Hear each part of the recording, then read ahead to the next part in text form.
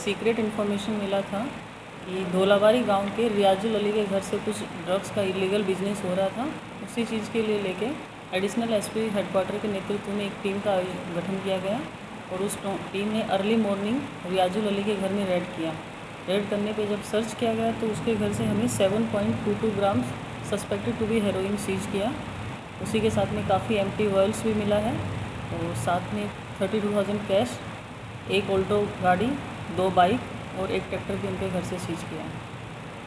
अभी उसको एप्रीहेंड किया गया है और उस पर लीगल एक्शन स्टार्ट किया। जो भी हमें इन्फॉर्मेशन मिल रहा है हम उस पर काम कर रहे हैं।